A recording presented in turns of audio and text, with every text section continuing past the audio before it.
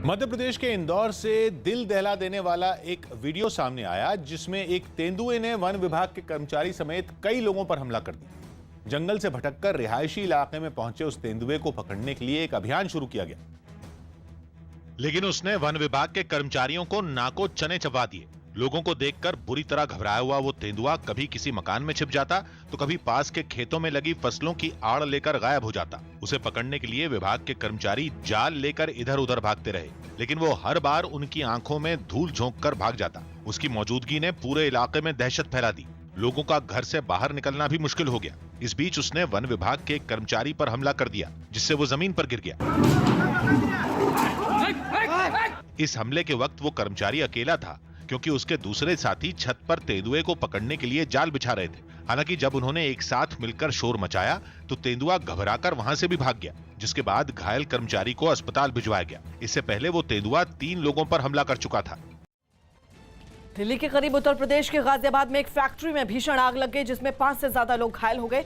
हालांकि आग कैसे लगी इसकी जानकारी नहीं मिली, लेकिन भीषण आग ने जल्द ही फैक्ट्री के एक बड़े हिस्से को अपनी चपेट में ले लिया। देखते ही देखते वहां लपटें तांडव करने लगी। आग की खबर मिलते ही दमकल की गाड़ियां वहां पहुंची और आग बुझाने का काम शुरू किया गया, लेकिन लपटें इतनी जबरदस्त थीं कि उन पर पानी की बौछारों का भी कोई असर होता नहीं दिखा। हालांकि बाद में किसी तरह आग पर काबू पा लिया गया, जिसके बाद वहां फंसे लोगों को निकालने का काम शुरू किया गया। इस हादसे में फैक्ट्री के अंदर मौजूद कई लोग घायल हो गए, जिन्हें एम्बुलेंस के जरिए अस्पताल भिजवाया गया। महाराष्ट्र में कोरोना के मरीजों की संख्या लगातार बढ़ने और चेतावनी जारी होने के बावजूद लोग नहीं सुधर रहे। पिछले 24 घंटे में पूरे राज्य में कोरोना के 14,000 से भी ज्यादा नए मरीज सामने आए, लेकिन इसके बावजूद लोग लापरवाही बरतते दिखाई दिए। सड़कों पर कई लोग अब भी बिना मास्क के नजर आए तो कई जगहों पर लोगों की भीड़ भी दिखाई दी। कई जगहों पर लोग एक दूसरे से तय दूरी बनाना भी भूल गए। महाशिवरात्रि के मौके पर कुछ लोग तो मंदिरों में भी पहुंच गए। हालांकि कोरोना की वजह से उन्हें अंदर जाने की इजाजत नहीं मिली। सभी मंदिरों के बाहर बैरिकेड लगा दिए गए, जिस पर श्रद्धालु भड़क गए। मुंबई पुलिस की और सरकार की पूरी कोशिश है कि यहाँ पे जमावड़ा ना लगे और कोविड-19 से लोगों को बचाया जा सके। मुंबई के वर्ली इलाके से भी ऐसी ही तस्वीरें सामने आई। वहां भी बाजारों में लोगों का जमावड़ा दिखा।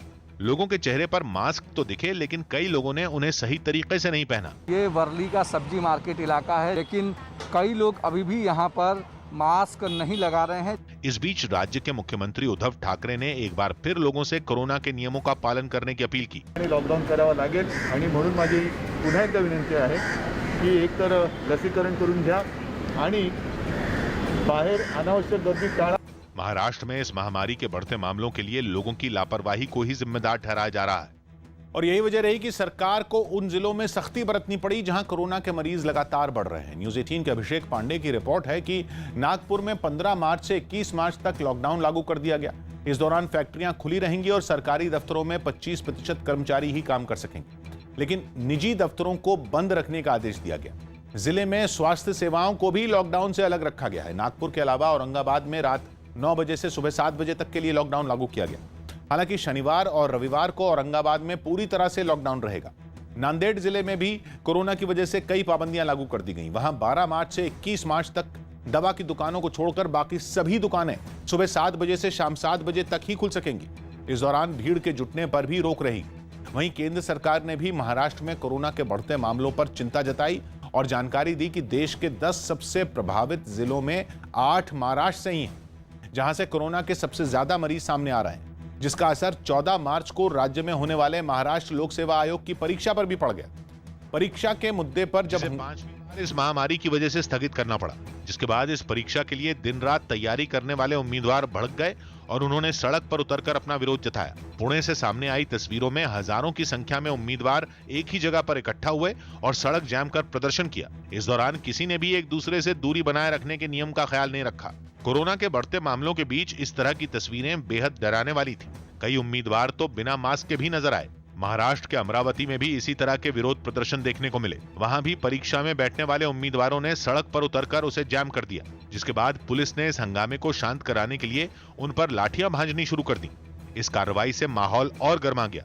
हालांकि पुलिस ने तुरंत ही कई उम्मीदवारों को हिरासत में लेकर हंगामे को शांत कराने की कोशिश की। एमपीएससीची परीक्षा राहिली पाहिजे यासाठी आम्ही आंदोलन करू राहिलो, त्याचे शांततेच्या मार्गाने त्याच्यात आहे दडपण्याचं मारणं। परीक्षा के लिए जब सड़क पर प्रदर्शन हुआ तो इस पर सियासत भी शुरू हो गई। पूर्व मुख्यमंत्री देवेंद्र फडणवीस ने एमपीएससी की परीक्षा रद्द करने के फैसले को गलत बताया। अपने ट्वीट के जरिए उन्होंने उद्धव ठाकरे सरकार पर भी निशाना साधा। वहीं कांग्रेस नेता संजय निरुपम ने भी ट्वीट करते हुए इस फैसले पर अपनी नाराजगी जताई। परीक्षा के मुद्दे पर जब हंगामा बढ़ने लगा तो मुख्यमंत्री उद्धव ठाकरे खुद सामने आए और इसे जल्द आयोजित कराने का भरोसा दिया की उगाच कोणी भडकवते म्हणून भडकून जाऊ नका। आपण जो अभ्यास करत आहात तो अभ्यास करत राहा आणि मी तुम्हाला वचन देतो आहे की येत्या आठवड्याभरामध्ये ही परीक्षा होईल।